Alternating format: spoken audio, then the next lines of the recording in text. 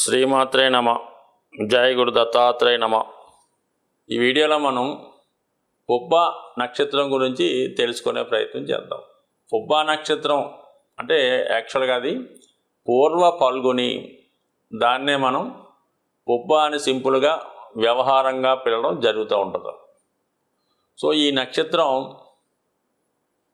కళలకి, కళాకారులకి, సంగీతానికి, ఎంటర్టైన్మెంటు, వినోదం వాటికి ఎక్కువ ఇంపార్టెన్స్ ఉంటుంది ఈ నక్షత్రంలో.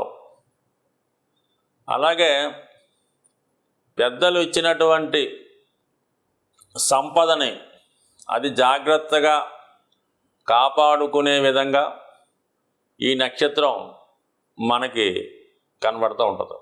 చాలా స్నేహపూర్వకమైనటువంటి నక్షత్రం ఇది. స్నేహానికి ప్రాణమిస్తారు అన్న విధంగా ఉంటుంది ఈ నక్షత్రంలో జన్మించిన వాళ్ళ యొక్క జీవితం. వాళ్ళు ఏదన్నా కర్తవ్యాన్ని అనుకుంటే అది ఖచ్చితంగా చేస్తారు. అలాగే ఏదో ఒక శాస్త్రాన్ని చాలా బాగా అధ్యయనం చేయించి దానిలో మంచి ప్రావీణ్యం సంపాదించే అవకాశం ఉంటుంది. అలాగే వారసత్వ సంపద అంటే పూర్వీకులు, వీళ్ళ యొక్క పెద్దవాళ్ళు ఏదైతే ఏ రంగంలో ప్రఖ్యాతి వహిస్తారో అందులో సడన్గా ప్రవేశించి వీళ్ళ దాన్ని ఇంకా బాగా అభివృద్ధి చేసే విధంగా ప్రయత్నం చేస్తారు. సో అది రాజకీయ రంగమా, సినిమా రంగమా, సంగీత రంగమా అన్నది వాళ్ళ యొక్క గత చరిత్రలను బట్టి ఆధారపడి ఉంటుంది. ఈ విధంగా మరి రాజీవ్ గాంధీ గారు ఈ నక్షత్రంలో జన్మించి ఎక్కడో ఆయన ప్రశాంతంగా పైలట్గా ఉద్యోగం చేసుకుంటూ ఉంటే సడన్గా మరి వాళ్ళు అనుకోని పరిస్థితుల్లో దేశ ప్రధానిగా ఇందిరాగాంధీ వారసత్వంగా రావడం జరిగింది. తర్వాత ఈయన దేశానికి చేసిన సేవ గురించి కూడా అందరికీ తెలుసు. అంటే సడన్గా వాళ్ళు వృత్తి మారి వాళ్ళ యొక్క వంశగతంగా వస్తున్నటువంటి దాంట్లోకి ప్రవేశిస్తుంటారు. సో ఇది ఒక విధంగా చాలామందికి చూస్తుంటాం. వాళ్ళ పెద్దవాళ్ళకి ఏదో అయినప్పుడు సడన్గా వాళ్ళ యొక్క ఉద్యోగం రావడం వల్ల, లేదంటే ఏదన్నా ఒక మంత్రి గారికో ఇంకొక మినిస్టర్ గారికో పెద్ద పదవిలో ఉన్నటువంటి రాజకీయ నాయకుడికో అనుకోని ప్రమాదం జరిగినప్పుడు వాళ్ళు వారసుని తీసుకొచ్చి అదే పదవి ఇచ్చి మళ్ళీ ఎన్నికల్లో పోటీ చేసి నెగ్గిస్తూ ఉంటారు. అటువంటి అదృష్టం అనుకోవడం ఒక విధంగా మరి అది పుబ్బ నక్షత్రానికి కనెక్షన్ ఉన్నటువంటిది. అంటే పుబ్బ నక్షత్రంలో జన్మించిన, లగ్నాధిపతి పుబ్బ నక్షత్రంలో ఉన్న, పుబ్బ నక్షత్రంలో దశమాధిపతి ఉన్న, పంచమాధిపతి ఉన్న, ఈ విధంగా అనుకోని సంఘటనల ద్వారా వారు ఉన్నతంగా లైమ్ లైట్లోకి అంటే వెలుగులోకి రావడం జరుగుతూ ఉంటుంది. అప్పటిదాకా అజ్ఞాతంలో ఉన్నవాళ్ళు ఒకేసారి లైమ్ లైట్లోకి రావడం జరుగుతుంటుంది. మరి ప్రస్తుతం ఈ జూనియర్ ఎన్టీఆర్ కూడా ఇదే నక్షత్రంలో జన్మించడం, ఆయన సినిమా ప్రవేశం వాళ్ళ తాతగారు వారసత్వంగా రావడం జరుగుతుంటుంది. అలాగే ఆల్ ఆఫ్ ది సడన్ ఎప్పుడైనా మరి రాజకీయంలో కూడా ప్రవేశించే సూచనలు భవిష్యత్తులో ఉండే అవకాశం ఉంది. అలాగే మనకి రవితేజ గారు కూడా ఇదే నక్షత్రంలో జన్మించు సాధారణ స్థాయి నుంచి ఉన్నత స్థాయికి రావడం జరుగుతూ ఉంటుంది. ఇలాగ అనేక మంది ఈ నక్షత్రంలో జన్మించి అటు కళారంగంలో కానీ, సంగీత రంగంలో కానీ, రాజకీయ రంగంలో కానీ రావడం జరుగుతూ ఉంటుంది. ఈ విధంగా ఈ నక్షత్రం ఉంటే మరి ఈ నక్షత్రం ఒక విధంగా పెళ్ళికి సంబంధించినది. అంటే ఈ నక్షత్రం చాలా బలంగా ఉండి శుభగ్రహాలు ఉంటాయి. జాతకుడికి వివాహం తొందరగా జరిగే అవకాశం ఉంటుంది. అలాగే ధన సంపాదనలో కూడా ఇది చాలా అదృష్టకరమైనదన్నమాట. మనకి ఈ భరణి నక్షత్రానికి శుక్రుడు అధిపతి, అలాగే ఈ పుబ్బ నక్షత్రానికి కూడా శుక్రుడు ఆధిపత్యం వహిస్తూ ఉంటాడు. అంటే ఈ జీవితాన్ని ఎంత కలర్ఫుల్గా అనుభవించవచ్చు, ఎంత సౌకర్యవంతంగా లైఫ్ స్టైల్ని, జీవన విధానం తీర్చిదిద్దుకోవచ్చు అన్నది ఈ పుబ్బ నక్షత్రంలో చెప్పడం జరుగుతూ ఉంటుంది. అలాగే ఎక్కువగా ఈ నక్షత్రంలో జన్మించిన వాళ్ళకి మల్టిపుల్ అఫైర్స్, లవ్ అఫైర్స్ లాంటివి ఉండే అవకాశాలు ఎక్కువగా ఉంటాయి. అలాగే మరి నక్షత్రానికి అధిదేవతగా మరి కొన్ని సందర్భాల్లో ఆర్యమాన్ అని, మరి ఒక్కొక్కసారి భగ అనే దేవత, ఇద్దరు కూడా ఆల్టర్నేట్గా ఉండడం జరుగుతూ ఉంటుంది అన్నమాట. అంటే కొంతకాలం పాటు ఈ నక్షత్రానికి ఆర్యమాన్ అధిదేవతగా ఉంటూ తర్వాత భగ ఈ నక్షత్రానికి రావడం జరిగింది. అంటే ఇద్దరు కూడా సూర్యునికి సంబంధించినటువంటి అవతారాలే కాబట్టి మరి అన్నింతరికన్నా ఆర్యమాన్ అన్నది చాలా బలవంతమైనది, చాలా నాయకత్వ లక్షణాలు కలది, వివాహ విషయంలో ప్రముఖ పాత్ర వహిస్తూ ఉంటుంది, ఎంతటి కష్టాన్నైనా తట్టుకునే శక్తి ఇస్తూ ఉంటుంది ఈ ఆర్యమాన్ అనే దేవత. ఈ దేవత అధిదేవతగా ఈ పుబ్బా నక్షత్రం ఉండడం వల్ల వీళ్ళు ఎంత శక్తిమంతులో అర్థమవుతుంటుంది. వీళ్ళకి వివాహం ద్వారా బాగా కలిసి వస్తూ ఉంటుంది అన్నమాట. వివాహం తర్వాత మంచి కుటుంబంలో మంచి వాళ్ళు రావడం వల్ల వీళ్ళ యొక్క డెవలప్మెంట్ అప్పుడు కనబడుతూ ఉంటుంది. అనూహ్యంగా మరి వీళ్ళకి కంటికి సంబంధించినటువంటి ప్రాబ్లమ్స్ ఉండే అవకాశం ఉన్నది. అంటే ఇది అలాగే ఈ నక్షత్రంలో జన్మించిన వాళ్ళకి, లేదంటే సప్తమాధిపతి నక్షత్రంలో పడి అంటే కొన్ని ఏవో ఉంటాయి, అవన్నీ వివరంగా చర్చించుకోవచ్చు. వీళ్ళకి మామగారితో ఇబ్బంది ఉంటుంది. పిల్లని ఎవరైతే ఇస్తారో వాళ్ళ యొక్క తండ్రి గారితో పడకపోవడం, కొన్ని విభేదాలు, లేదంటే కేవలం ఈ మామగారు అత్తగారి కుటుంబం వల్ల నష్టపోవడం జరిగే అవకాశాలు ఉంటాయి. కొంతమంది జీవితంలో పైకి కూడా రాదు, మొత్తం మీద ఆ మామగారితో విభేదాలు ఉంటాయి. అలాగే మల్టిపుల్ రిలేషన్స్ ఉంటాయి. అలాగే వీళ్ళ యొక్క సంతానం వీళ్ళకన్నా మంచి నేమ్ అండ్ ఫేమ్ సంపాదిస్తారు.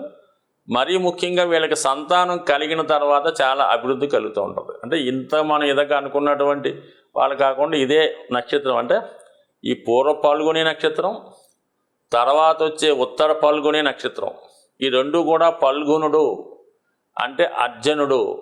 ఈ అర్జునుడికి ఈ రెండు నక్షత్రాలతో కనెక్షన్ ఉంటుంది. వివాహం ద్వారా కలిసి వచ్చింది, తర్వాత సంతానం ద్వారా అభివృద్ధి చెంది, ఇలాగ అన్నీ కూడా మనకి ఈ రెండు నక్షత్రాల్లో, ముఖ్యంగా ఈ నక్షత్రంలో కనబడుతూ ఉంటాయి. మనకి అర్జునుడు ఈ నక్షత్రానికి ఉండడం వల్ల అంటే ఇది చాలా లైఫ్ మెయింటెనెన్స్ చాలా బెటర్గా ఉంటుంది అన్నమాట. అన్నీ కూడా చాలా బ్రాండెడ్ వస్త్రాలు ధరించడం, బ్రాండెడ్ వాహనాలు, మంచి ఖరీదైనటువంటి వాహనాల్లో ప్రయాణించడం, ఈ విధంగా మంచి కాస్ట్లీ లైఫ్, అంటే ఒక సెలబ్రిటీ లైఫ్ అంతా కూడా ఈ పుబ్బా నక్షత్రం వాళ్ళకి కనబడుతూ ఉంటుంది. సో ఇంకా ముఖ్యంగా ఏంటంటే అనూహ్యంగా ఒక వృత్తిలోంచి వేరే వృత్తిలోకి మారడం జరుగుతూ ఉంటుంది. కొంతకాలం పాటు ఏదో జాబు లేదంటే వ్యాపారం చేసుకోవడం, కొంతకాలం తండ్రి గారికి సహకరించి ఆ విధంగా చేసుకొని సడన్గా వీళ్ళకంటూ ఒక సంస్థ పెట్టుకొని వాళ్ళ జీవితంలో బాగా పైకి రావడం జరుగుతుంటుంది. వీళ్ళు సంపాదించిన ధనంతో వీళ్ళు చాలా పేరు ప్రఖ్యాతులు సంపాదిస్తూ ఉంటారు. దాని తర్వాత మళ్ళీ రాజకీయాల్లోకి రావడం, ఈ విధంగా లైఫ్ టర్న్ తీసుకుంటూ ఉంటుంది. వాళ్ళు ఏజ్ పెరిగే కొద్దీ వాళ్ళ యొక్క వైభవం, వాళ్ళ యొక్క నేమ్ అండ్ ఫేమ్ కూడా చాలా బాగా పెరుగుతూ ఉంటుంది ఈ నక్షత్రానికి. అంటే ఈ నక్షత్రానికి కూడా మరి ఆడ ఎలుక సింబల్ అన్నమాట. ఆడ ఎలుక కాబట్టి సంతాన ఉత్పత్తికి బాగా కారణమవుతుంటాయి అన్నమాట ఈ మకా పుబ్బా నక్షత్రాలు. అంటే ఖచ్చితంగా ఈ నక్షత్రంలో జన్మించిన వాళ్ళకి ఎక్కువ మంది మంచి వారసులు లభించే అవకాశం ఉంటుంది. అంటే వీరి జాతకంలో ఈ రాశిలో జన్మించిన వాళ్ళకి, అంటే ఈ నక్షత్రంలో పుబ్బా నక్షత్రంలో జన్మించిన వారికి సంతానానికి సంబంధించినటువంటి ఇబ్బందులు అయితే ఉండవన్నమాట. ఖచ్చితంగా సంతానం కలుగుతారు. అంటే బహు సంతానం అన్నది పూర్వకాలం ఏదో ఉండేది, కానీ మరి ఇప్పుడు అది అంతగా లేదు. కాబట్టి మరి ఈ విధంగా సంతానానికి సంబంధించినటువంటి ఖచ్చితంగా మాత్రం వీళ్ళకి సంతానం కలుగుతారు ఈ పుబ్బా నక్షత్రం వాళ్ళకి. సో ఈ విధంగా మరి చాలా వరకు ఈ నక్షత్రం ఎఫ్లెక్ట్ అయితే, ఈ నక్షత్రంలో పాపగ్రహాలు ఉంటాయి.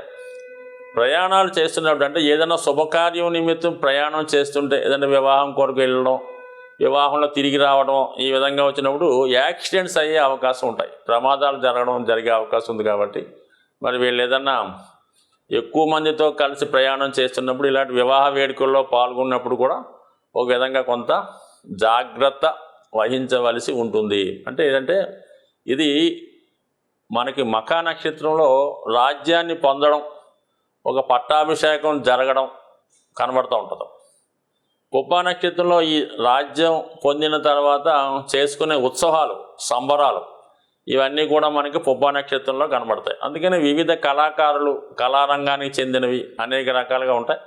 దీనికి సింబల్ కూడా ఏంటంటే మంచం పూర్తిగా కాకుండా మరి మంచానికి 2 కోళ్ళతో ఉన్నట్టు, అంటే టెంపరీగా విశ్రాంతి తీసుకునే దివాను టైప్లో ఉన్నటువంటి సింబలు ఈ నక్షత్రానికి గుర్తుగా ఉంది. అంటే మనం ఒక పని పూర్తయిన తర్వాత, ఒక పట్టాభిషేకం జరిగిన తర్వాత, బాగా సంబరాలు వేడుకలు చేసుకున్న తర్వాత మళ్ళా తర్వాత కార్యక్రమానికి అంటే రాజ్య విస్తరణకో ప్రజాపాలనకో కర్తవ్యానికి వెళ్ళే ముందు టెంపరీగా విశ్రాంతి తీసుకునే విధంగా ఈ నక్షత్రానికి సంబంధించినటువంటి ఈ దివాన్ లాంటిది, అంటే రిలాక్స్గా ఉన్నటువంటి ఒక చైర్ లాంటిది ఇక్కడ ఇవ్వడం జరిగింది. అంటే ఈ 2 ఏదన్నా పుబ్బ ఉత్తర 2 కూడా ఆల్టర్నేట్ నక్షత్రాలు, 2 లక్షణాలు ఇంచుమించుగా ఒకేలాగా ఉంటాయి.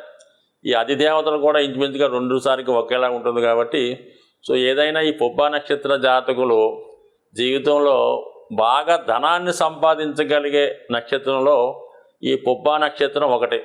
అంటే పెద్దలు ఇచ్చిన ఆశతో పాటు వ్యక్తిగతంగా విశేషమైనటువంటి ధనాన్ని సంపాదించే నక్షత్రం పుబ్బా నక్షత్రం. అలాగే జీవితంలో అన్ని సౌకర్యాలు అనుభవించే నక్షత్రం పుబ్బా నక్షత్రం. ఈ నక్షత్ర జాతకులు ఎక్కువగా మరి లక్ష్మీ అమ్మవారిని పూజించుకోవడం వల్ల, అలాగే శివలింగం కూడా ఒకానొక గ్రంథాల్లో ఈ నక్షత్రానికి సింబల్గా ఇవ్వడం జరిగింది. అంటే శివలింగం కూడా సంతానోత్పత్తికి సంబంధించినటువంటి సింబల్గానే భావించవచ్చు. అది బాగా అనుభవం ఉన్న వారికి తెలుస్తుంది.